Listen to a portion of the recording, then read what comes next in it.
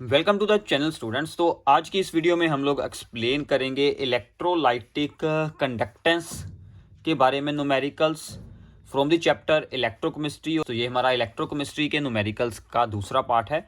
तो ये आपके एग्जाम की प्रिपरेशन के लिए बहुत ही इंपॉर्टेंट है। सभी न्यूमेरिकल्स को आप लोगों ने ध्यान से अंडरस्टैंड करना है यहाँ। तो अगर हमें किसी इलेक्ट्रोलाइटिक सोल्यूशन की प्रॉपर्टीज को सोल्व करना हो, यानी कि अगर हमने किसी इलेक्ट्रोलाइट को वाटर में डिजोल्व किया है, उसमें से इलेक्ट्रिसिटी पास करवा रहे हैं, उसके रिलेटेड ये सभी प्रॉपर्टीज होती हैं। तो सबसे पहले रेजिस्टेंस का फार्मूला होता है यहाँ पर रो यानी कि resistivity into L upon area. तो एल क्या है यहाँ पर, distance between the electrodes, and A क्या है यहाँ पर, area of the cross section of the electrodes.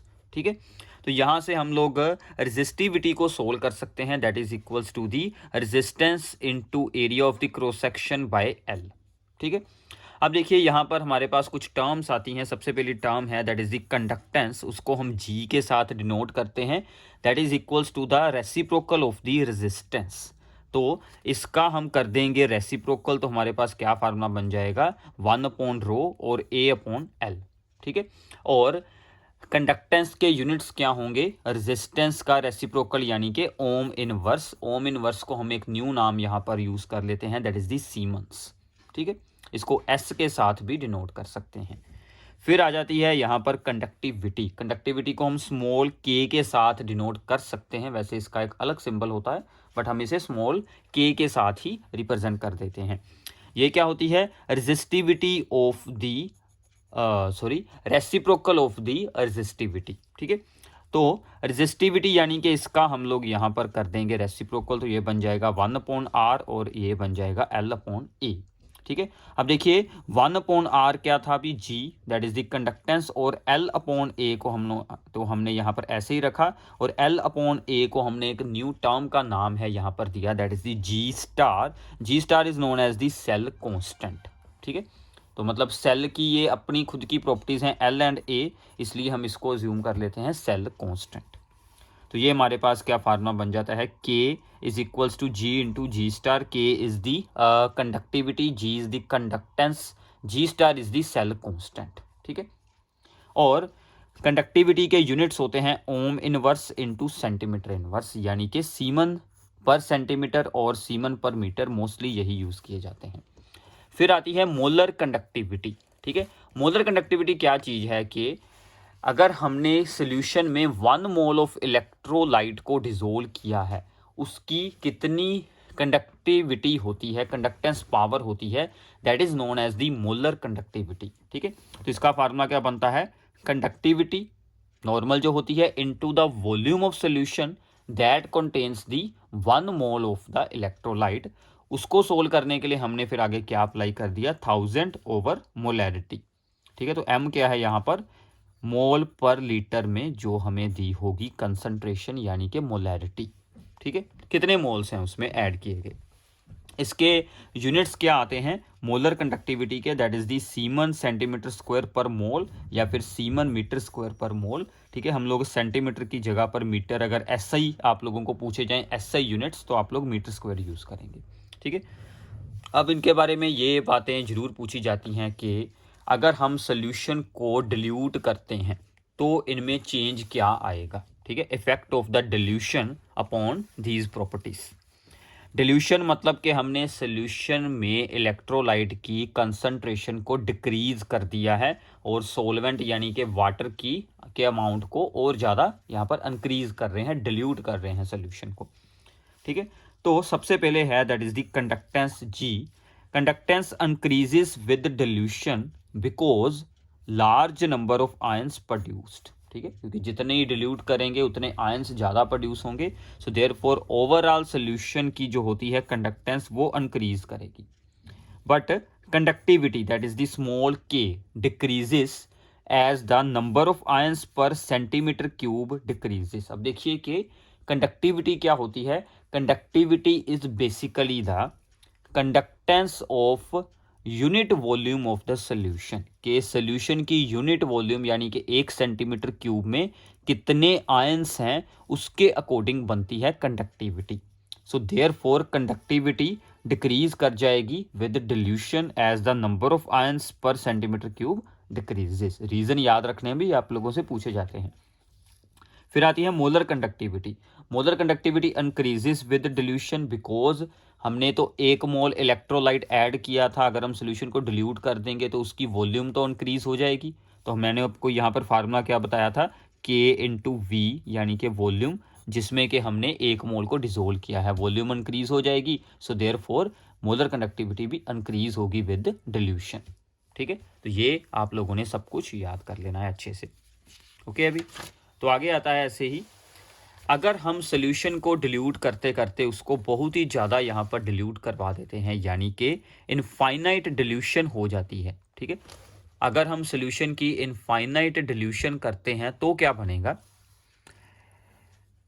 जब सोल्यूशन में हमने कंसंट्रेशन ऑफ इलेक्ट्रोलाइट को 0 को अप्रोच करा दिया, यानी कि इनफाइनाइटली डिल्यूट कर दिया, उस वक्त पर मोलर कंडक्टिविटी को हम क्या नाम देते हैं, molar conductivity at infinite dilution हम उसको शो करते हैं लैम्डा एम के ऊपर हम लगा देते हैं नोड या फिर इन्फिनिटी। ठीक है, मोस्टली यही यूज करते हैं, lambda M nought, that is the molar conductivity at infinite dilution या फिर लिमिटिंग मोलर कंडक्टिविटी।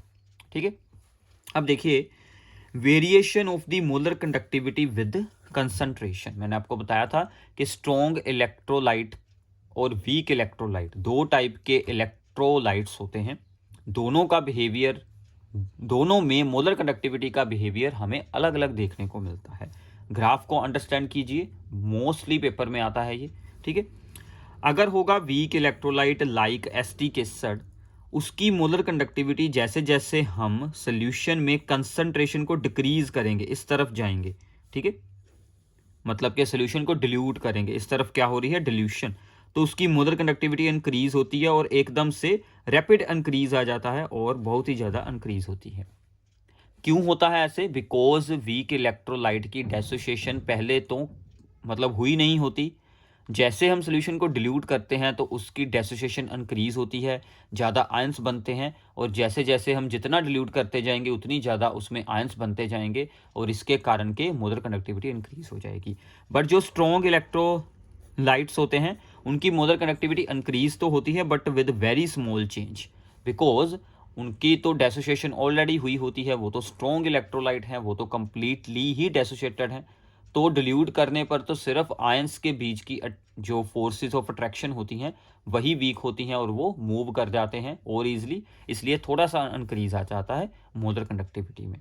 ठीक है, भी अब देखिए जब इनफाइनाइटली डिल्यूट किया, यानी कि अगर सी यहाँ पर आ गई, ठीक है, 0 को अप्रोच कर गई, तो इसको तो हमने यहाँ पर ग्राफ को एक्स्ट्रापोलेट करवा दिए, मतलब कि यहाँ तक एक्सपेरिमेंटली था, यहाँ से आगे हमने खुद उसको एक्सटेंड कर दिया, एक्स्ट्रापोलेट कर दिया, तो यहाँ पर इंटरसेक्शन से हमें molar conductivity at infinite dilution की वैल्यू मिल जाएगी। तो इसलिए हम इसको एक स्ट्रेट लाइन की इक्वेशन के फॉर्म में बना सकते हैं।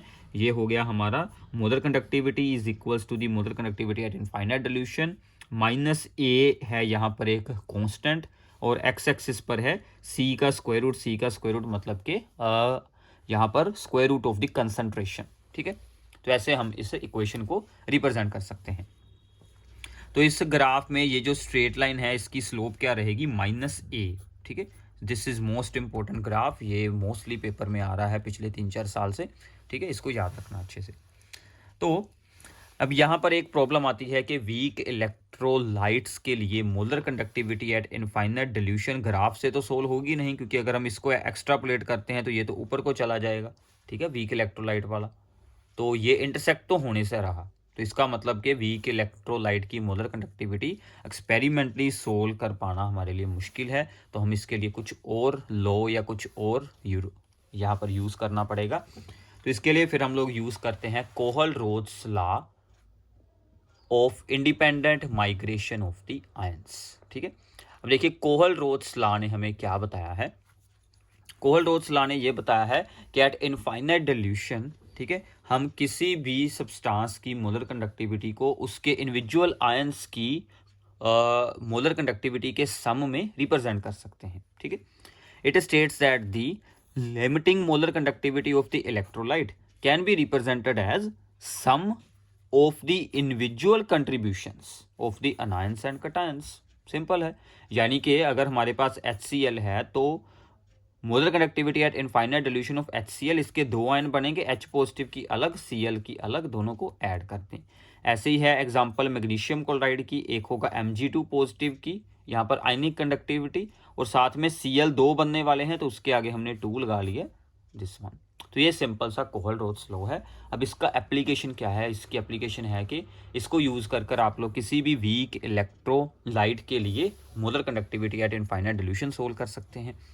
तो जैसे हमने सोल्व करनी थी एस्टिक एसिड, हम लोग क्या करेंगे, स्ट्रॉन्ग इलेक्ट्रोलाइट्स यूज़ करेंगे जिसमें एस्टिक एसिड वाले आयंस भी आ जाएं। एस्टिक एसिड को एक चाहिए एसीटेट आयन, एक चाहिए H पॉजिटिव। एसीटेट आयन के लिए हमने यूज़ कर लिया सोडियम एसीटेट, H पॉजिटिव के लिए HCl। अब यहाँ पर एक्स्ट्रा क्या है, एक है सोडियम, एक है Cl, ये दोनों एक्स्ट्रा हैं, इसके लिए हमने क्या कर दिया, -NaCl की मोलर कंडक्टिविटी। तो ऐसे आप लोग किसी भी वीक इलेक्ट्रोलाइट के लिए molar conductivity at infinite dilution solve कर सकते हैं फ्रॉम द स्ट्रॉन्ग इलेक्ट्रोलाइट्स। ठीक है, इसके अलावा हम लोग सोल्व कर सकते हैं degree of the dissociation, that is alpha. Alpha is equals to the molar conductivity at the concentration C divided by molar conductivity at infinite dilution. और हम लोग सोल्व कर सकते हैं dissociation constant Kc, that is equals to the C into alpha का square over 1 minus alpha. C क्या है यहाँ पर, दैट इज दी कंसंट्रेशन यानी कि मोलैरिटी। ठीक है, तो ये थे सभी फॉर्मूले, सभी कॉन्सेप्ट इस टॉपिक के। इसके साथ रिलेटेड कुछ प्रॉब्लम्स हम लोग यहाँ पर सोल्व करते हैं। ठीक है, तो भी इन सभी प्रॉब्लम्स को ध्यान से अंडरस्टैंड करें। हो सकता है कि अगर आप लोग इन सभी प्रॉब्लम्स को पहली बार सोल्व कर रहे हैं तो आपको थोड़े से डिफ़िकल्ट फील हो सकते हैं, बट बिल्कुल ही ईजी काम है। तो एक बार इनको नोट डाउन ज़रूर कर लेना, तो आपको ईजिली अंडरस्टैंडिंग हो जाएगी। ठीक है, तो हमारी सबसे पहली प्रॉब्लम है conductivity of the 0.20 molar solution of the KCl is this one. ठीक है, तो ये हमें बताई गई है KCl सोल्यूशन की कंडक्टिविटी यानी कि K की वैल्यू है, और सोल्यूशन में मोलैरिटी है 0.20, तो वो हमारे पास वैल्यू हो गई। ठीक है, दोनों वैल्यूज आ गई। कैलकुलेट इट्स मोलर कंडक्टिविटी, हमें इसकी molar conductivity and degree of dissociation, ये दो चीज़ें सोल्व करनी है। ठीक है, तो सबसे पहले हम फार्मूला लगाते हैं मोलर कंडक्टिविटी का, that is the conductivity into 1000 divided by the concentration यानी कि मोलैरिटी। ठीक है, कंडक्टिविटी की ये वैल्यू है, ये यहाँ पर यूज़ कर ली, इंटू 1000 ओवर ये वैल्यू लगाएंगे। तो यहाँ पर इजी है, सभी के पॉइंट हटाकर जीरोस को ओवर में रख लेते हैं। ठीक है, इसकी 2 जीरोज, इसकी 2 जीरो ऊपर चली गई, ये दोनों टर्म्स ऐसे लिख लें। अब देखिए ये 0 इसके साथ कैंसिल, ये दोनों इसके साथ कैंसिल, और ये जो है 2 के साथ कैंसिल हो जाएगा, और ये 2 जीरो ओवर में है, ये 2 जीरो ऊपर हैं, ये दोनों आपस में कैंसिल, तो ओनली क्या बचा हमारे पास 124। ठीक है, तो ऐसे आप इसकी कैलकुलेशन कर पाएंगे, बिल्कुल सिंपल सा काम था। अब हमें सोल्व करना है alpha, that is the degree of dissociation. उसका फार्मूला क्या है, molar conductivity at the concentration C divided by infinite dilution की मोलर कंडक्टिविटी। एट C वाली तो हमारे पास आ गई वैल्यू, दिस वन जो हमने अभी भी सोल्व की है 124। इनफाइनाइट वाली के लिए ये इन्फॉर्मेशन दी गई है, पोटाशियम आयन की इतनी कंडक्टिविटी है मोलर कंडक्टिविटी, और क्लोराइड आयन की ये वाली है। इन दोनों को ऐड कर देंगे तो हमें molar conductivity at infinite dilution मिल जाएगी फॉर द KCl।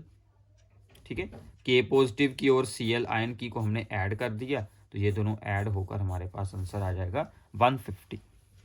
ठीक है, अभी तो ये ओवर में रखेंगे तो इनको करेंगे डिवाइड, तो हमारा आंसर निकल आएगा।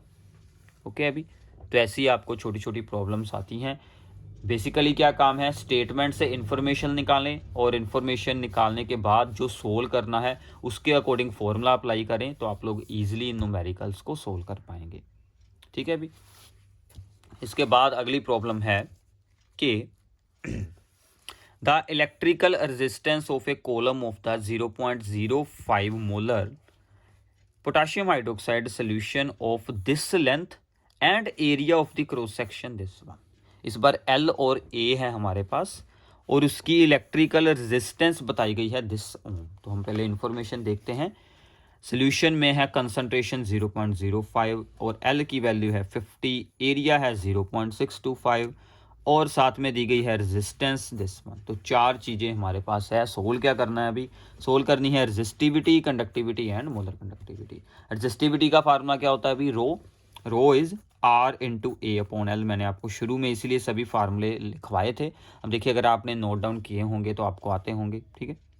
तो आर की वैल्यू यूज़ कर लें, ए की वैल्यू पुट कर दें और एल की वैल्यू पुट कर दें, होगी वैल्यू सभी पुट, ठीक है।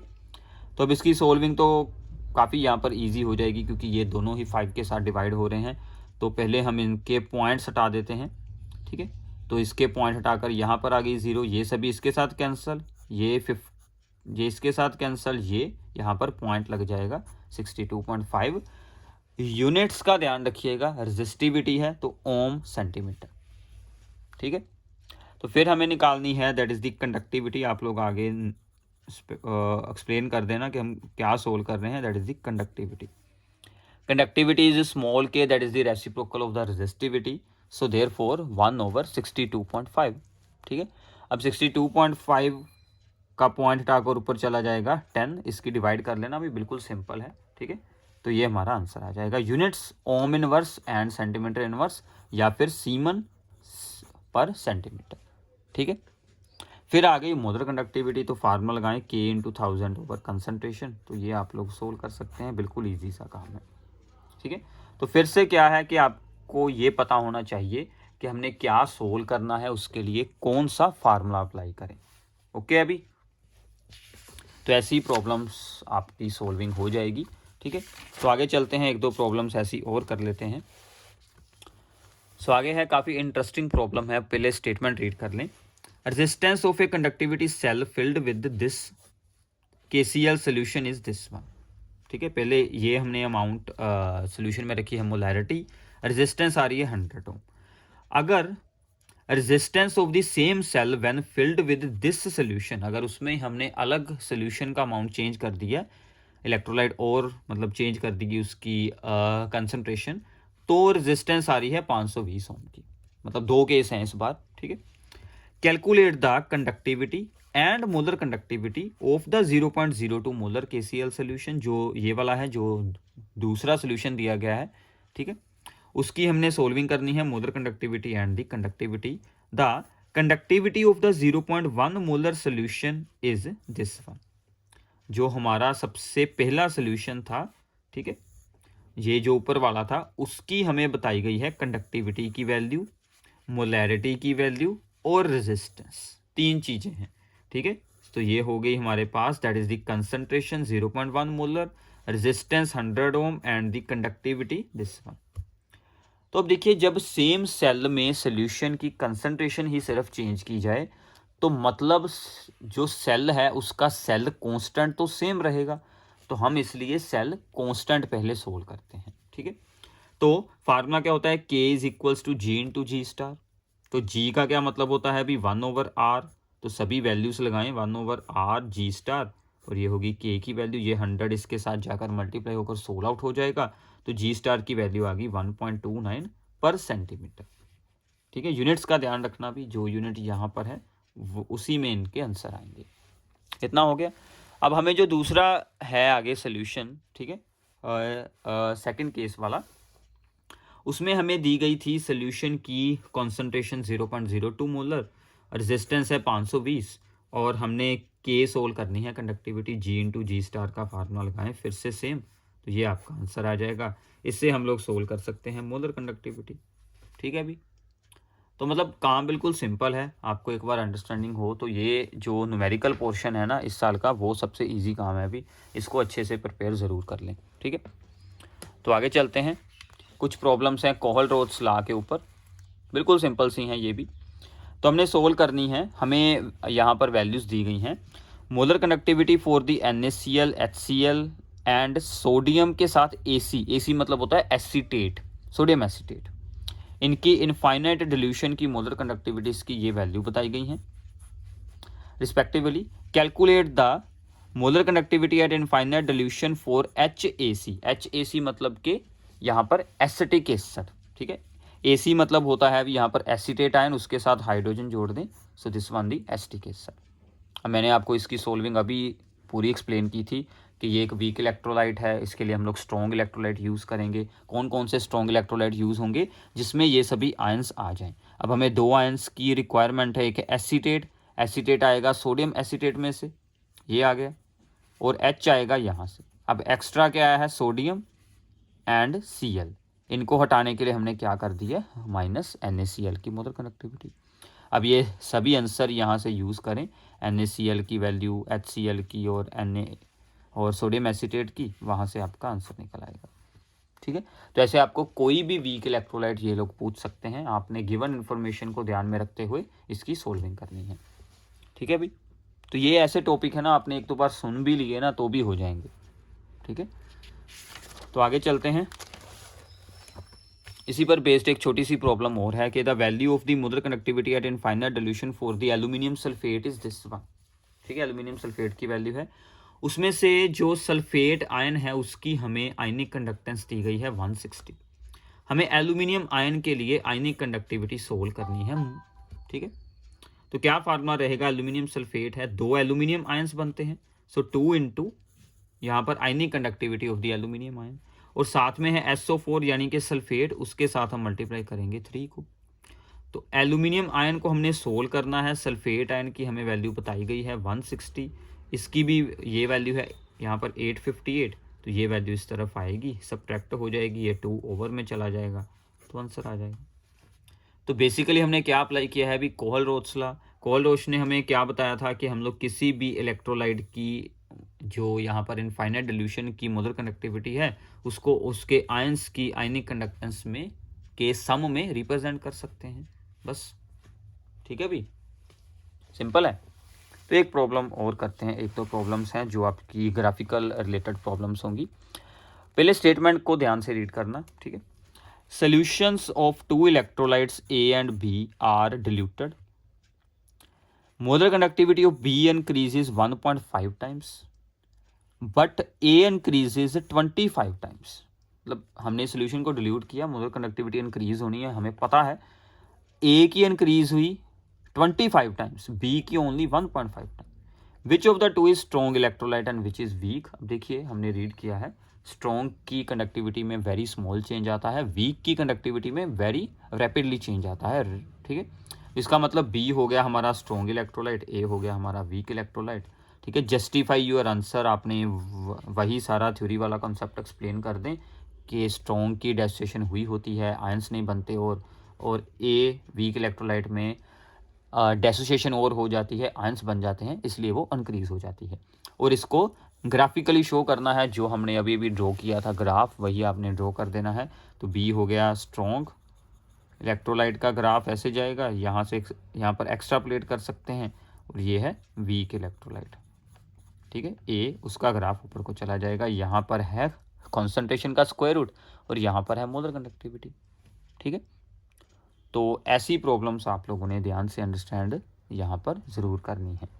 हमें एक ग्राफ दिया गया है, ठीक है, ये वाला ग्राफ दिया गया है जो कि हमने अभी अभी रीड किया था।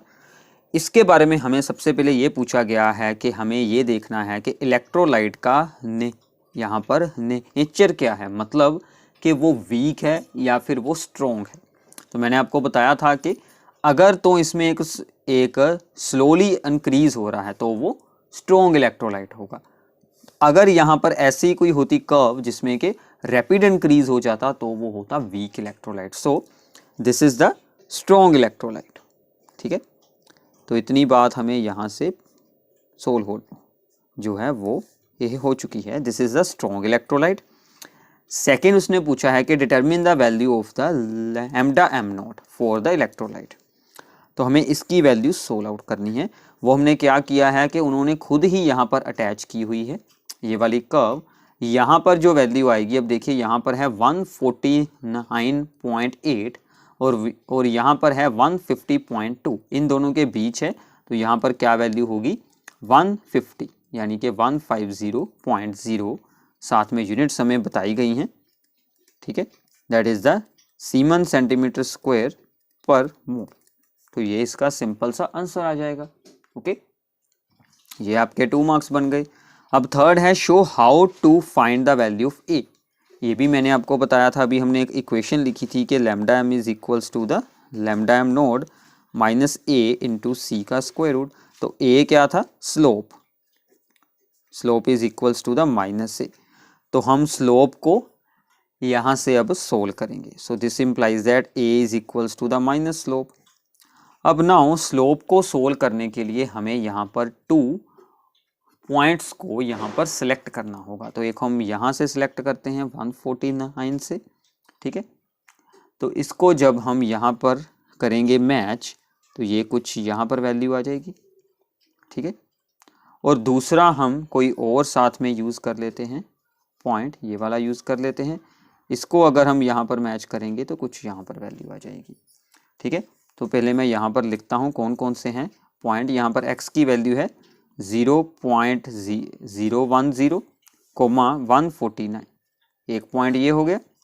और यहाँ पर सोल्व करेंगे तो वैल्यू कुछ ऐसी बन जाएगी 0.022, क्योंकि यहाँ तक है 25 तो यहाँ पर है 20 तो यहाँ पर 22 होगी, ठीक है। अब अप्रोक्सीमेटली हमने यूज़ कर ली। यहाँ पर है 147.8। सो नाउ स्लोप में फॉर्मूला क्या होता है, y2 माइनस y1, ठीक है। सो 149 माइनस 147.8, मतलब ये वाली हमने सोल्व कर ली side, divided by this side, divided by तो 0.010 माइनस 0.022, ठीक है। अब हम इसको सोल्व कर देंगे, ये बन जाएगा, ऊपर का करेंगे सब्ट्रैक्ट तो ये बच जाएगा 1.2, इन दोनों को सब्ट्रैक्ट करेंगे तो ये बन जाएगा आपका माइनस 0.012। इसको सोल्व करेंगे तो इनकी ज़ीरो सम ऊपर लिख लेते हैं, ठीक है। तो ये आपका सोल्व कर कर बच जाएगा 100। तो ए की वैल्यू आपकी यहाँ से क्या बन जाएगी, दैट इज़ 100, ठीक है। तो ऐसे हमें इसको सिंपली सोल्व करना है। हमें सिर्फ ग्राफ को रीड करना आता होना चाहिए और इन फार्मूलाज के बारे में यहाँ पर जानकारी होनी चाहिए, ठीक है।